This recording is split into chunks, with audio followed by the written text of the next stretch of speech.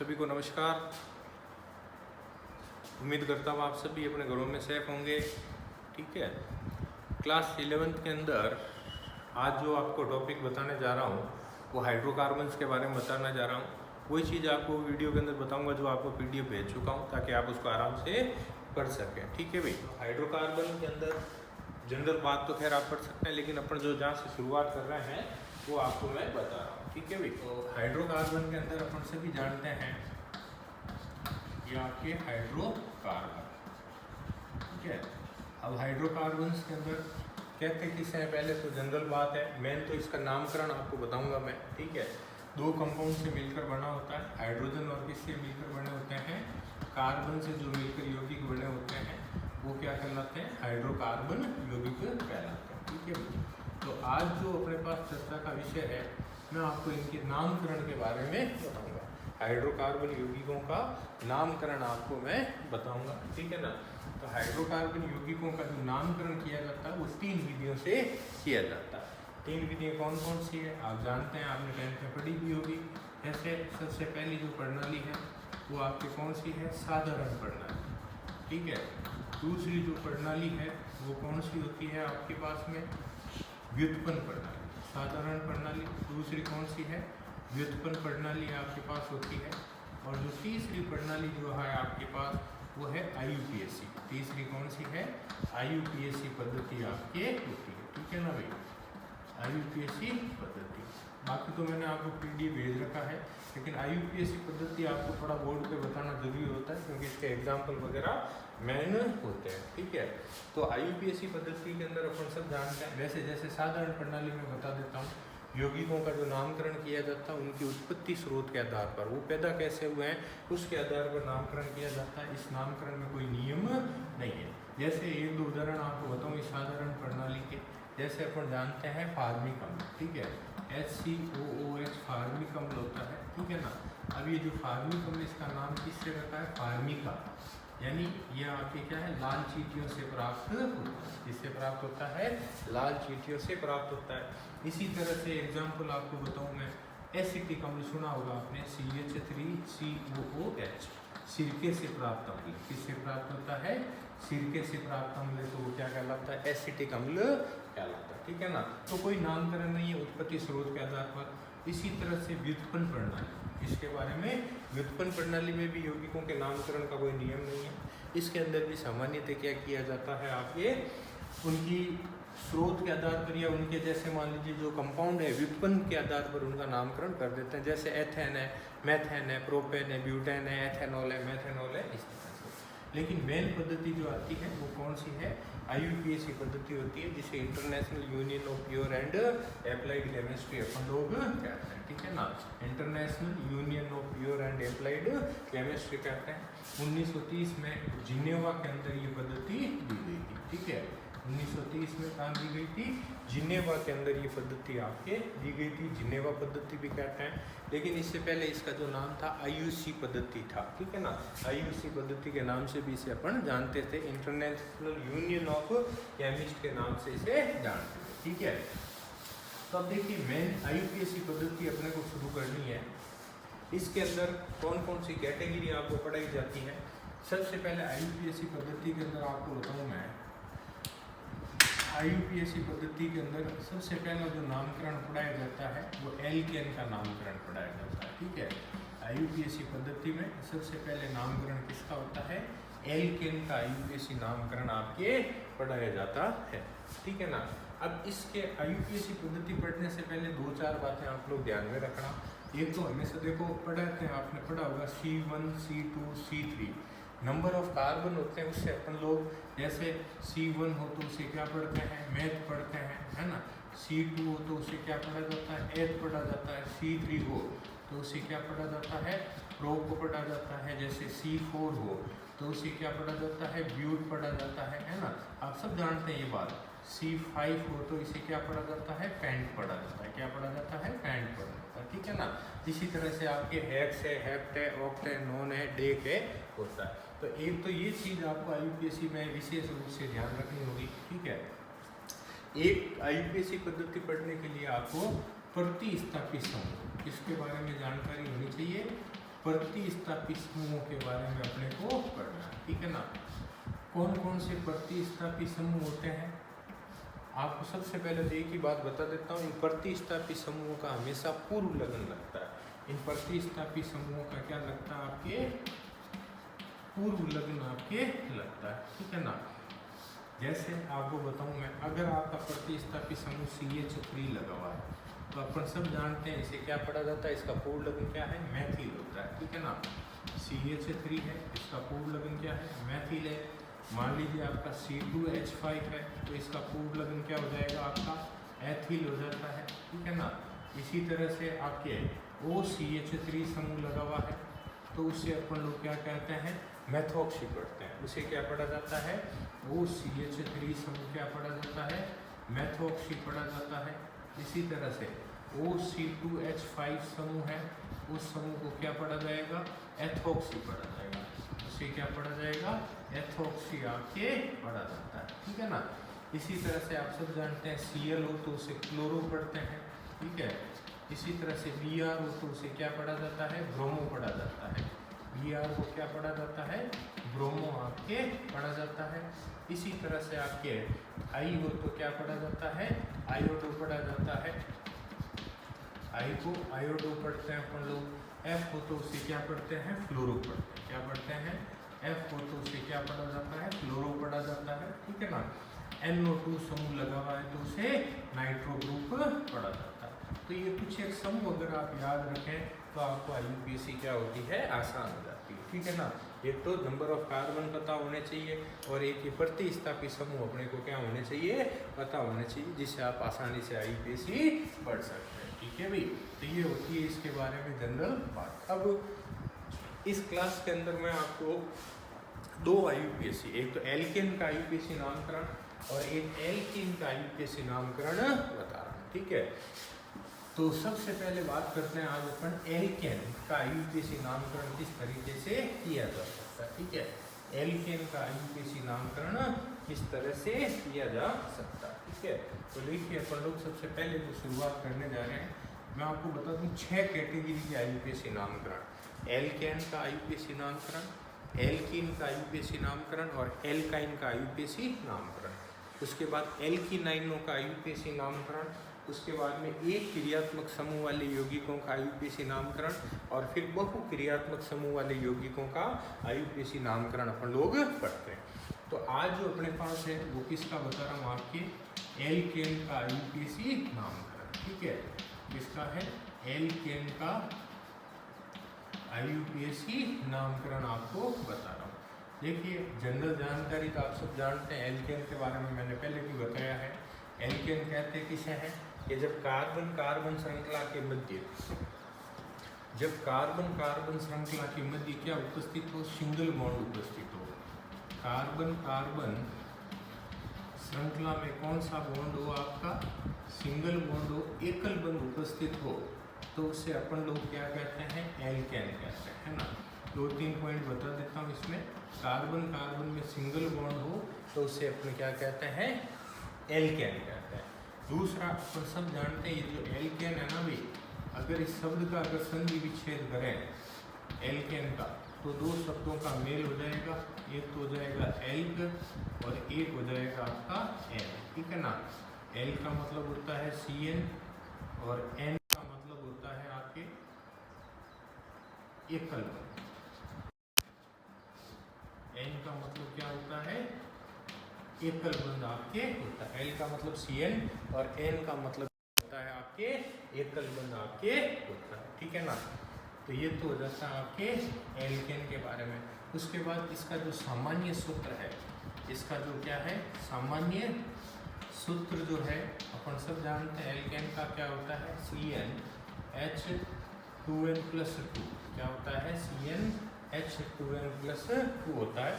यानी इसमें जो हाइड्रोजन की संख्या है ना, वो कार्बन के दुगुने से क्या होती है, 2 अधिक होती है। इसमें हाइड्रोजन की संख्या कार्बन के दुगुने से क्या होती है, 2। तो ये तो जनरल एल्केन के बारे में जानकारी हुई। अब देखिए अपन इसके IUPAC नामकरण की बात करते हैं, इसके IUPAC नामकरण की बात करते हैं। क्या क्या नियम आपके बनते हैं, तो शॉर्टली नियम आपको मैं बता रहा हूँ इसके। तीन नियम हमेशा ध्यान में रखना है एल्केन के आईयूपीएसी नामकरण के। सबसे पहला जो नियम है वो है लंबी श्रृंखला का चयन। पहला नियम कौन सा है अपने पास में? लंबी श्रृंखला का चयन अपने को करना होता है। ठीक है, लंबी श्रृंखला का क्या करना है? चयन इसके अंदर अपने को किया जाता है। ठीक है ना। तो लंबी श्रृंखला के चयन के अंदर लंबी श्रृंखला का चयन अपने को करना है जिसमें अधिक से अधिक कार्बन मौजूद हो। जैसे ये आपकी मान लीजिए एक सीरीज बनी हुई है। अब इस सीरीज के अंदर आपको लंबी श्रृंखला चुननी है। तो लंबी श्रृंखला कैसे? 1 2 3 4 5, 1 2 3 4। ठीक है ना। तो दो श्रृंखलाएं बन रही है, एक तो 4 कार्बन की और एक 5 कार्बन। तो अपने को कौन सी चुननी है? जो लंबी श्रृंखला कौन सी है? 5 कार्बन की। ठीक है, ये 5 कार्बन की क्या चुन लिया आपने? लंबी श्रृंखला का चयन कर लिया। ठीक है भाई, ये 5 कार्बन की क्या चुन ली गई? लंबी श्रृंखला चुन ली गई। ठीक है ना। तो उस श्रृंखला का चयन करना है जिसमें अधिक से अधिक क्या उपस्थित हो? कार्बन उपस्थित हो। उस श्रृंखला को अपने को क्या करना है? चयनित कर लेना। ठीक है। अब दूसरा जो नियम इसके अंदर बनता है वो बनता है कार्बन का क्रमांकन करना। दूसरा नियम क्या बनता है? कार्बन का क्रमांकन करना। बी क्या है? कार्बन का क्रमांकन करना। ये कार्बन का क्रमांकन करना। ठीक है भाई, कार्बन का क्रमांकन करना। देखिए कार्बन के क्रमांकन कैसे करते हैं? आपको कार्बन पर क्या करना होगा? नंबरिंग करनी होगी। ठीक है, जैसे फॉर एग्जांपल आपको बता देता हूँ। ये मान लीजिए आपके है कोई भी सीरीज लिखी हुई है CH3C, ये C, ये C, ये C और ये मान लीजिए आपके लिखा हुआ है Cl। अब क्रमांकन में दो नियम बनेंगे। सबसे पहला नियम बनता है क्रमांकन उधर से करते हैं जिधर से प्रतिस्थापी समूह नजदीक। लंबी श्रृंखला तो इसमें ये अपने को दिख रही है, ये सीधी लंबी श्रृंखला आपके बन जाती है। ठीक है ना, ये सीधी लंबी श्रृंखला बन जाती है। अब क्रमांकन करना किधर से करेंगे? जिधर से प्रतिस्थापी नजदीक हो। जैसे इस साइड से आपका प्रतिस्थापी नजदीक है तो ये आपका 1, ये 2, ये 3, ये 4 और ये 5। ठीक है ना। तो ये आपका 1 2 3 4 5 आपके बन जाता है। ठीक है, तो उधर से कर दिया जिधर से क्या नजदीक हो? प्रतिस्थापी समूह नजदीक हो। अब इसमें सेकंड एक दिक्कत ये आती है कि कई बार क्या है, ये प्रतिस्थापी समूह समस्थिति पे हो जाते हैं। ठीक है ना, ये प्रतिस्थापी समूह क्या है आपके? समस्थिति पर आपके हो जाते हैं। ठीक है ना। तो समस्थिति पे हो तो उस कंडीशन में क्या करना है आपके? जैसे आपको फॉर एग्जांपल बता रहा हूँ, ये मान लीजिए C है, ये C है, ये C है, ये C है। इस साइड में मान लीजिए ये Br लगा हुआ है और ये मान लीजिए Cl लगा हुआ है। ठीक है, अब अपने को क्रमांकन करना है तो इधर से भी 2 नंबर पे Cl है और इधर से इधर से 2 नंबर पे Br है, इधर से 2 नंबर पे Cl है। तो ये समस्थिति वाली बात हो गई। तो अब क्रमांकन क्या करना है?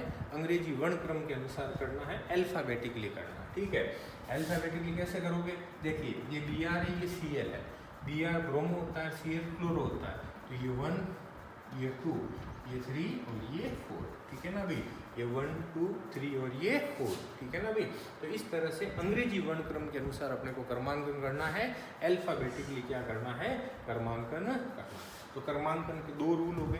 पहला रूल तो क्रमांकन उधर से करते हैं जिधर से प्रतिस्थापी समूह नजदीक हो। ठीक है, और दूसरा रूल क्या बनता है आपके कि अगर प्रतिस्थापी समूह समस्थिति पे हो तो क्रमांकन उधर से करते हैं, अंग्रेजी वर्णक्रम देखते हैं अपन लोग। ठीक है ना, अंग्रेजी वर्णक्रम के अनुसार क्या किया जाता है? क्रमांकन किया जाता है। ठीक है भाई। अब इसके नामकरण का जो तीसरा नियम आता है वो आता है नाम का उल्लेख। एल्केन के आईयूपीएसी नामकरण के अंदर जो तीसरा नियम बनता है वो बनता है नाम का उल्लेख करना। ठीक है, तो थर्ड रूल क्या बनेगा? नाम का उल्लेख करना। ये नाम का उल्लेख करना। 2-3 बातें इसमें आपको ध्यान में रखनी है नाम के उल्लेख करने के अंदर। ठीक है ना। तो सबसे पहले तो जितने भी आपके नाम जब भी लिखेंगे ना, जो प्रतिस्थापी समूह है उसका हमेशा क्या लिखेंगे? पूर्व लग्न लिखेंगे। जो प्रतिस्थापी समूह है उसका क्या लिखा जाता है? पूर्व लग्न लिखा जाता है। प्रतिस्थापी समूह का क्या लिखा जाता है, पूर्व लग्न हमेशा आपके लिखा जाता है, ठीक है भाई। उसके बाद में दूसरी बात सबसे इम्पोर्टेंट कि प्रतिस्थापी समूह जिस कार्बन से जुड़ा हुआ है, प्रतिस्थापी समूह जिस कार्बन से जुड़ा है उस कार्बन का क्या करते हैं, क्रमांकन करते हैं। जैसे 2 नंबर पे लगा हुआ है प्रतिस्थापी, जैसे 2 नंबर पे Cl लगा हुआ है तो उसको हमेशा 2 क्लोरो लिखेंगे, ठीक है। 3 नंबर पे लगा हुआ होता 3 क्लोरो, 4 पे लगा हुआ था 4 क्लोरो। यानी प्रतिस्थापी समूह जिस कार्बन से जुड़ा हुआ है उस कार्बन का क्या करते हैं, क्रमांकन अपन लोग जरूर करते हैं। एंड तीसरी बात बता देता हूँ, यदि समान प्रतिस्थापी समूह संख्या में एक से अधिक बार आए, ठीक है ना, क्या कहा मैंने, समान प्रतिस्थापी समूह संख्या में एक से अधिक बार आए, समान प्रतिस्थापी समूह क्या कहा मैंने, संख्या में एक से अधिक बार आए तो उसके लिए क्या करते हैं, डाई।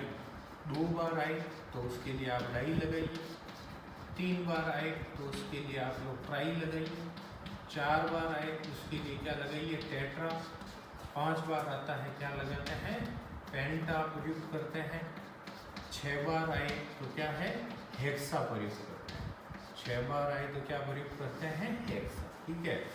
2 बार आए डाई, 3 बार ट्राई, 4 टेट्रा, 5 पेंटा और 6 बार आए तो हेक्सा प्रयुक्त। जैसे Cl 2 बार आ गया तो उसको डाई क्लोरो लिखें, 3 बार आ गया तो उसको ट्राई क्लोरो अपन लोग लिखते हैं। तो ये तो जनरल इसके नियम हो जाते हैं। अब मैं आपको कुछ एक एग्जाम्पल बता रहा हूँ एल्केन के आईयूपीएसी नामकरण के। तो एग्जाम्पल को बड़ा ध्यान से आप लोगों को समझना है, क्योंकि एग्जाम्पल ही आपको इस मामले में अच्छा प्रैक्टिस करोगे तो आपको परफेक्ट बनाएंगे। और अपन सब जानते हैं आईयूपीएसी तो एक ऐसी चीज़ है जो हर कंपटीशन के अंदर, हर एग्ज़ाम के अंदर पूछी जाती है। आपने 10th का साइंस का पेपर दिया, आपको पता है कि साइंस के पेपर में ये पूछे गए थे। जैसे 2-4 एग्जाम्पल आपको करवाता हूँ। जैसे ये एग्जाम्पल दिया हुआ है CH3, ये दिया हुआ है C, ये दिया हुआ आपका Br, ये दिया हुआ है C, ये दिया हुआ है Br, ठीक है। और ये दिया हुआ मान लीजिए CH3, ठीक है। यहाँ एक H और लगा देते हैं ताकि कार्बन की संयोजकता पूरी रहे, ठीक है ना, क्योंकि कार्बन चतुसंयोजी होता है आपके 1, 2, 3 और 4। अब जैसे इसका अपने को आईयूपीएसी नाम लिखना है तो सबसे पहले क्या करेंगे अपन लोग, लंबी श्रृंखला का चयन। ये अपने पास क्या आ जाएगी, लंबी श्रृंखला आ जाएगी, ठीक है। ये क्या है, लंबी श्रृंखला का क्या हो जाता है, चयन आपके हो जाता है, ठीक है ना, ये लंबी श्रृंखला। अब कार्बन का करना है क्रमांकन।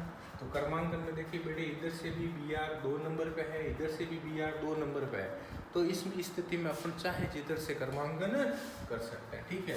जैसे ये 1, ये 2, ये 3 और ये 4, ठीक है। तो ये बन गया आपका 2, 3, डाईब्रोमो। ये 2 नंबर पे Br आया हुआ, 3 नंबर पे Br आया हुआ, तो 2, 3 डाईब्रोमो, ठीक है। ये तो हो गया प्रतिस्थापी का नाम। अब देखिए 4 की सीरीज होती है ब्यूट और सिंगल बॉन्ड है, तो इसके पीछे क्या लगाना, N। तो ये बन गया 2, 3 डाईब्रोमो ब्यूटेन। क्या बन जाता है, 2, 3 डाईब्रोमो ब्यूटेन आपके बन जाता है। आई भी बात समझ में आपके।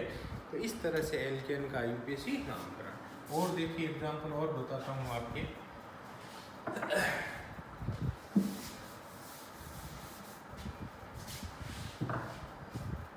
मान लीजिए ये लिखा हुआ आपके है CH3, ये C, ये Cl, ये CH, ये CH, ये Br, ये मान लीजिए अपने यहाँ NO2 दे देते हैं, ये CH2 और ये CH3, ठीक है। अब इसका आईयूपीएसी नाम अपने को लिखना है। तो सबसे पहले तो लंबी श्रृंखला अपने को दिख रही है, 5 कार्बन की ये सीरीज है, तो ये क्या है, 5 कार्बन की श्रृंखला अपने पास बन जाती है, ठीक है ना। ये 5 कार्बन की सीरीज है, ठीक है। अब अपने को क्रमांकन करना है। तो देखिए प्रतिस्थापी इसमें 2 लगे हुए हैं, एक तो 2 नंबर पे Cl लगा हुआ है और इधर से 1, 2, 3 पे NO2 लगा हुआ है। तो Cl इधर से नज़दीक है, तो ये आपका 1, ये 2, ये 3, ये 4 और ये 5, ठीक है भाई। 1, 2, 3, 4, 5 हो गए। अब आपको इसका नाम लिखना है। तो देखिए 2 नंबर पे Cl लगा हुआ है, तो ये आपका 2 क्लोरो। 2 नंबर पे Cl लगा हुआ है, तो ये क्या बन गया 2 क्लोरो। ठीक है, उसके बाद में 3 नंबर पे NO2 समूह लगा हुआ है, तो ये 3 नाइट्रो। ठीक है, 2 क्लोरो 3 नाइट्रो। ठीक है, उसके बाद में 5 की सीरीज क्या होती है पेंटेन। 5 की सीरीज क्या होती है पेंटेन। 2 क्लोरो 3 नाइट्रो, और ये क्या बन गया भी आपके पेंटेन बन जाता है। ठीक है ना, तो इस तरह से ये क्या है IUPAC नामकरण होते हैं। ठीक है, एक एग्जांपल और बता रहा हूँ, जैसे ये CH3, ये लिखा हुआ है CH, ये मान लीजिए लिखा हुआ है Cl, ये लिखा हुआ है CH, ये लिखा हुआ है Br, और ये लिखा हुआ है CH3। ठीक है, अब इस कंडीशन के अंदर देखिए लंबी श्रृंखला तो पता चल गई, लेकिन क्रमांकन किधर से करें। तो क्रमांकन में देखो इधर से भी एक 2 नंबर पे प्रतिस्थापी है, इधर से भी 2 पे प्रतिस्थापी है। तो मैंने कहा था जब सम स्थिति हो तो उस कंडीशन के अंदर क्रमांकन अंग्रेजी वर्णक्रम के अनुसार किया जाता है। ठीक है, अब अंग्रेजी वर्णक्रम के अनुसार ये मान लीजिए फर्स्ट, अब देखो इधर से Cl क्लोरो है C से, और ब्रोमो B से शुरू होता है, तो ये 1, ये 2, ये 3, और ये क्या बन गया 4। ठीक है ना भाई, अब बाकी नाम तो आप आराम से लिख सकते हैं। 2 नंबर पे क्या आया हुआ है Br आया हुआ है, तो इसको क्या पढ़ेंगे 2 ब्रोमो। इसी तरह से 3 नंबर पे Cl आया हुआ, तो इसे क्या पढ़ेंगे 3 क्लोरो। 2 ब्रोमो 3 क्लोरो, और 4 की सीरीज क्या बनती है बेटे ब्यूटेन। ठीक है ना, 4 की सीरीज क्या बन जाती है ब्यूटेन आपके बन जाती है। ठीक है ना, तो ये क्या लगता है भी आपके IUPAC नामकरण एल्केन का। अब देखिए इसमें और बता रहा हूँ, देखो एल्केन इंपॉर्टेंट होता है, इसलिए एल्केन को बड़ा ध्यान से अपने को संभल के करना होता है। कई बार क्या है चक्रीय यौगिक भी आपके आ जाते हैं। जैसे मान लीजिए आपको पूछ लिया कि इसका IUPAC नामकरण बताइए। ठीक है, अब इसका IUPAC नामकरण किस तरह से करना है, देखो खोलना आना चाहिए आपको। ये यहाँ पे मान लीजिए कार्बन है, ये कार्बन है, ये कार्बन है, यानी ये CH2। ठीक है, ये CH2 और ये CH2। ठीक है ना, ये CH2 और ये क्या है आपका CH2। तो 3 कार्बन की जो एल्केन होती है वो तो होती है आपके प्रोपेन। ठीक है, और चक्र बना हुआ है, इसीलिए इसे क्या पढ़ते हैं साइक्लोप्रोपेन। इसीलिए इसे क्या पढ़ा जाता है साइक्लोप्रोपेन के नाम से हम लोग जानते हैं। ठीक है भाई, क्या कहलाता है साइक्लोप्रोपेन कहलाता है। इसी तरह से अगर आ जाए ये मान लीजिए आपके इसका अगर कहें तो ये 1, ये 2, ये 3, ये 4 और 5, तो 5 की सीरीज क्या होती है पेंटेन, और चक्र बना हुआ है इसलिए इसे कहते हैं साइक्लोपेंटेन। क्या कहेंगे इसे साइक्लोपेंटेन कहते हैं, चक्र बना हुआ है इसीलिए क्या कहलाता है साइक्लोपेंटेन कहलाता है। तो इस तरह के एग्जाम्पल भी आपको पूछे जा सकते हैं। एल्केन श्रेणी के अंदर एक और सीरीज बता रहा हूँ रेखीय। ठीक है ना, तो रेखीय किस तरह से, रेखीय के अंदर यदि अपन बात करें तो इस तरह से कई बार ये इस तरह से भी आपको पूछ लेते हैं। जैसे मान लीजिए यहाँ NO2 दे दिया, ये मान लीजिए आपके Cl दे दिया, अब आपको इसका IUPAC नामकरण लिखना होता है। ठीक है, तो इसका IUPAC नामकरण आपको खोलना आना चाहिए। जैसे यहाँ से ये 1 कार्बन है, ये 2 है, ये 3 है और ये 4 है। ठीक है, ये 1, ये 2, ये 3 और ये 4 है। ठीक है, इस 2 नंबर पे ये क्या लगा हुआ है NO2 लगा हुआ है, और ये 1 नंबर पे क्या लगा हुआ है Cl लगा हुआ है। ठीक है ना, ये क्या लगा हुआ है Cl लगा हुआ है। खोल दिया आपने 1, 2, 3 और 4, इस पे NO2 और उस पे क्या लगा हुआ है Cl। अब इसका आप हो गया लंबी श्रृंखला चुननी, ये लंबी श्रृंखला हो गई।